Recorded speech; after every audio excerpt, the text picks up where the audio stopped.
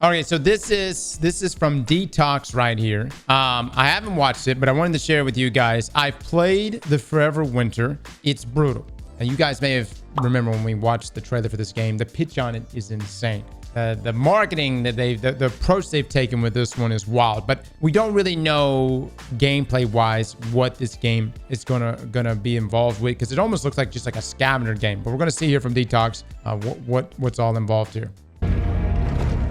The Forever Winter is a post-apocalyptic, grimdark extraction shooter where you are nothing. Where every step forward feels like an achievement. Be quiet. Get this done. And every barrel of water you scavenge means another day to survive. Carry the fire in these pockets. In Forever Winter, you're not special ops, you're not a space marine, you're not even a soldier. You're a lowly, malnourished, unequipped sack of bones amidst a brutal conflict between high-tech superpowers locked in eternal war.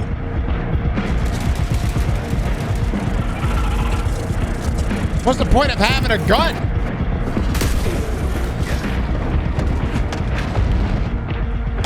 Like Armored Core 6 almost. Hello, my fellow meatbags. Welcome to my preview of the Forever Winter, a fresh take on the extraction shooter genre where survival hinges as much on evading combat as getting stuck into it. And sorry for the grim introduction, but Forever Winter is one of the grimmest games I've ever played, and from the moment you boot up the game, the miserable but infectious atmosphere is immediately established, which I kinda love. A huge thank you to Fundog Studios for the early access, who've asked me to not treat this as a review since this is an early access build, so I'm not going to break down the game too heavily. However, I will be sharing my experience and going over some of the game details so far in the relatively short amount of time I've had to play the game. So what kind of gameplay can you expect from Forever Winter? The first thing I will say is that the game is a PvE extraction shooter that prides itself on its difficulty. The game is supposed to be horrifying and unforgiving, where playing solo or with a team presents its own challenges. For my time playing, I played solo and I almost couldn't perceive a moment where having someone else with me would have made things better. I was constantly scurrying from one piece of rubble to the next, in and out of dark abandoned bunkers, as I looked on in awe at the giant diesel punk AI mechs rampaging just a few feet away, where one wrong move or overextension would result in my instant death, let alone that of my teammates. All right, I'm just gonna say, and look, I'm gonna play this game, and I am hyped to actually give it a go. But dude, if it's a stealth game, we're kind of like we're gonna be pretty shit at it. So I do tend to play on the W key and just kind of run out there. Hopefully this game is going to be like, you know, inviting to be like, hey, you know, stealth is cool and you'll enjoy the aspects of the stealth. But if I was careful enough, I could avoid being seen. Dude, that was straight up through the wall. What was that shit? Look at this. Hold on, he slams. But if I was careful enough, I could avoid being seen, and as with every new raid of this particular map, the AI would always initially be more interested in destroying each other instead of me. Every raid you enter is essentially an ongoing battlescape that you must navigate, loot, and survive by extracting on the other side. I played for 3 hours and I could only manage a single extraction out of 5 or 6 raids in that time. The main resource you're looking to extract initially is water. Not bad. Not bad.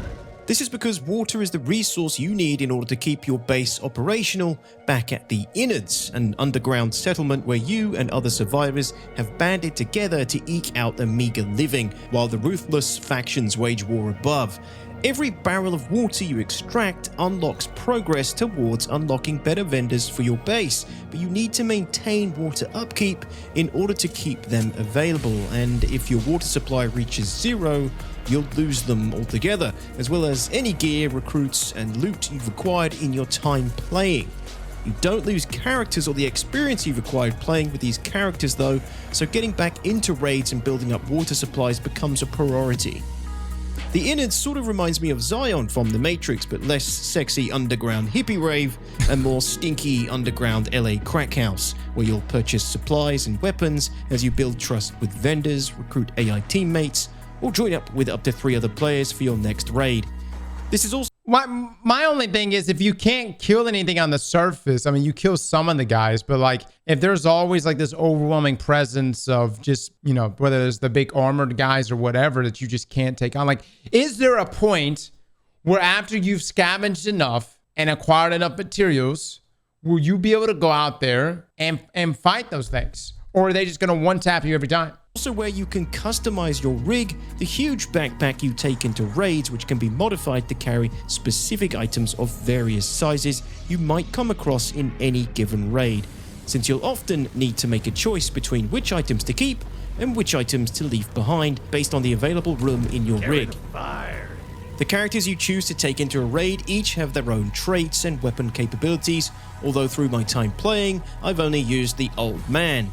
I'm not sure if these are supposed to be unlockable for the real build, or if these have just been made readily available for the early access. You'll also take on new quests here at the Innards, which will lead you into different raids and battlescapes, with quest givers offering various rewards for completion, including reputation with particular factions later on. After you accept a quest, you can go to the region section and select an area to raid from the available maps, including different entry points which are locked based on the reputation you've acquired with the faction that owns it. Each faction has a rating, and successfully completing quests or using faction vendors increases your standing with them. Also, killing faction members in battle lowers their rating as well, and the higher the faction ratings you get, unlock better deals and a wider selection of items from vendors. As I said earlier, I'd played around 3 to 4 hours, and right from the start, the level of difficulty is made clear. In my first raid, I spent a long time initially just sort of taking in the surroundings and observing how well the AI behaved in the game. Again, this is very much an early access game and will be coming to Steam on the 24th of September for a very low $27, so you should definitely expect a work in progress where the developers are eager for more playtesters to provide feedback to help make the Forever Winter as good as it can be. After getting a hang of the basic controls, I started to make my way through the Are these guys enemies or are they friends? map.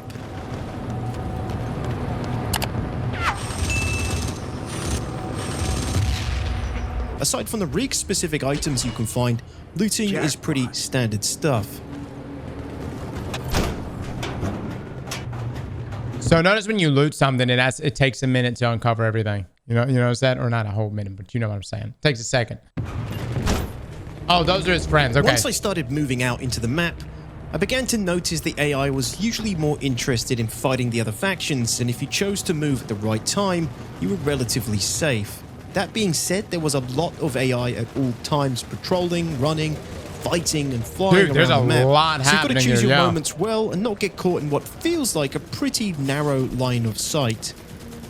If you're used to typical extraction shooters, one thing you've got to get used to with Forever Winter is relying on loot dropped by dead AI rather than creating the corpses yourself. Yeah. So let me just say this about this game in comparison to other extractions that I've played. This feels like you're in a war zone, right? Versus like being dropped in and everything being just mainly incredibly hostile to you.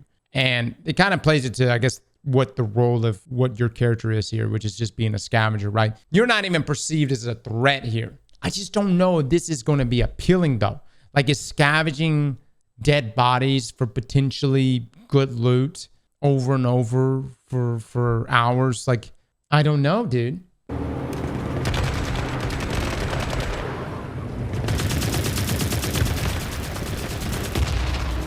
At any moment, a fresh round of AI patrols or troops can move in from their spawns at the edge of the map.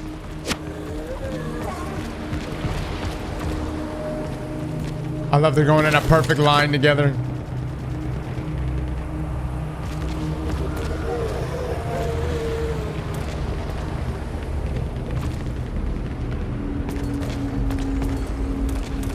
Okay, from a viewer experience, I could see where this could be somewhat entertaining. Like, can you imagine being surrounded by enemies and like you're like at any moment, if you mess up or if you make a noise or something like that and give your position away, you're dead. you're just dead. And so like there's like this heightened suspense moment that for maybe a viewer, it could be enjoyable.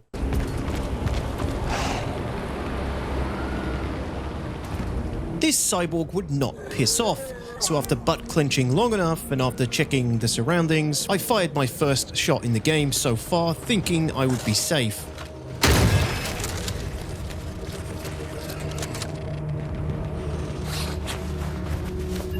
Okay. Oh, I think he is safe. He did nothing's attacking him yet. Holy shit!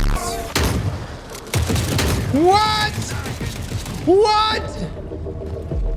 You need a fucking silencer for sure, man. Oh my god.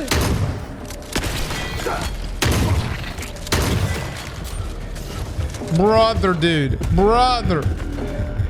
Kill my man.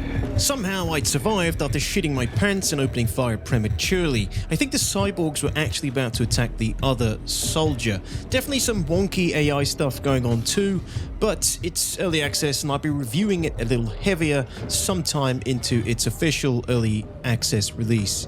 At this point, I know if I'm ever going to extract safely, I'm going to need to wait for another opportunity to make a move once the AI start fighting again. This was my first raid, so I had no idea what to expect, and I can tell you out of the multiple raids I ran, each one played out differently.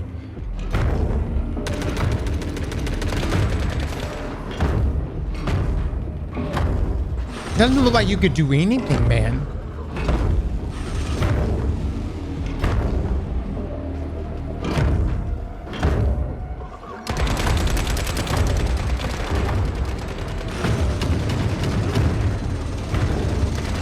Oh my god.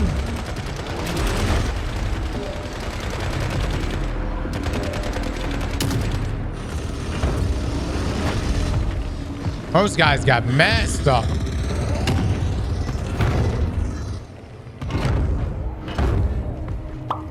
Holding like a launcher. The trouble with running into wonky AI situations is they can be even more unpredictable, so I was sort of waiting for them to return to some kind of predictable pattern before I made another move. This part right here. Look at this. Look at it. He's gonna slam. He thinks he's safe.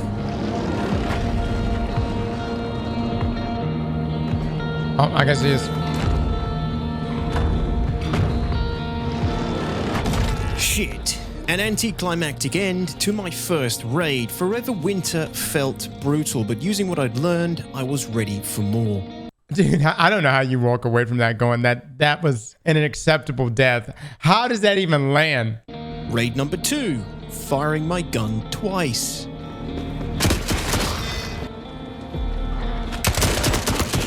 Oh, brother, they eat you up. Oh my god, they're everywhere. Raid number 3, sneaky, eaten by cyborgs.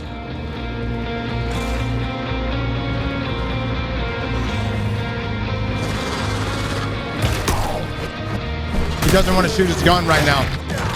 Raid number 4, make it to extraction point without firing a shot. Eaten by cyborgs.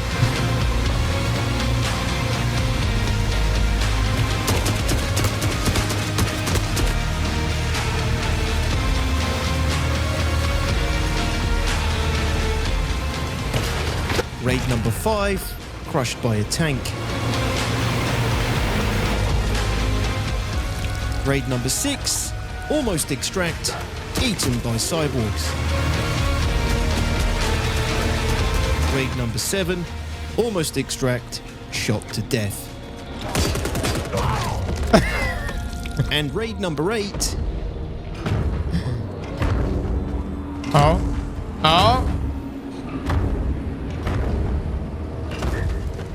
You gotta live for 60 seconds. Holy hell.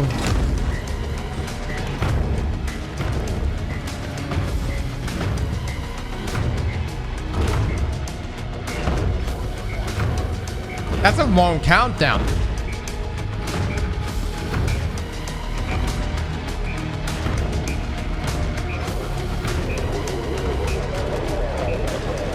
Oh my god, look how many enemies are here.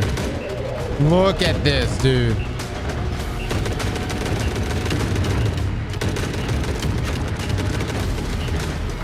There is a damn battle going on right now on the extraction point.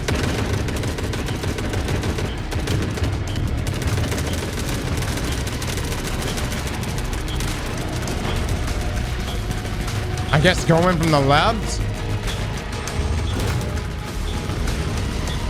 Oh, you know, I guess you could just hide right there. So he had to let the battle conclude, I think.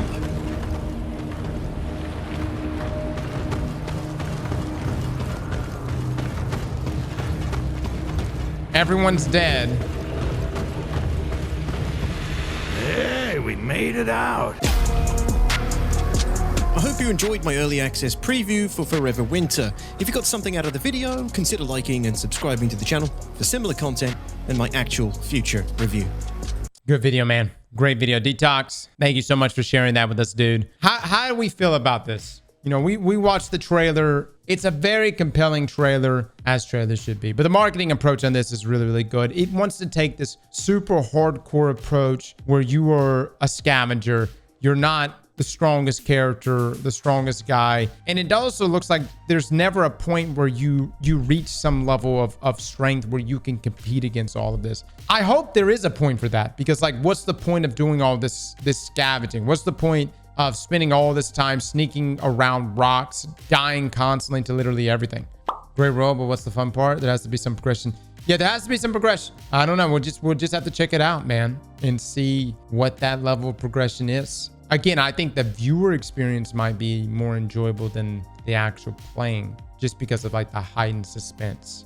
But how does one, because it's like, okay, so maybe over time you start to find materials that can help you sneak better. Maybe something that can muffle your sounds when you walk. Maybe something like a silencer for your weapon. But it seems like everything is going to be just pointed, like in things that give you more power. It's not necessarily getting a stronger gun. Instead, it's like, just look how quickly he becomes overwhelmed right here. It's going to really just come down to what is going to increase my stealth. Like that's the main focus. Like that's the S tier loot in this game. Anything that can increase stealth. You could build your base into a castle. Yeah, but does the castle interact with the rule, like with this rule at all? So if you build your base into a castle, is there ever a point where you're like, okay, my castle is now here, which can then help me accumulate more loot? You probably do get strong enough to kill groups with better vendors and unlocked. So like more faction reputation, perhaps. Yeah, let's see. I mean, right now we're obviously watching someone who's at the bottom of the totem pole, and we're all going to begin our journey on when we play this game. So we're going to be playing the game too. And so like we're seeing like bottom of the food chain. I just hope that there is a point where you go in, you sweat it out, you go full stealth, you accumulate enough reputation, loot and whatnot, and then you actually start to get a fighting chance against things. Slap that like button like your mama told you right.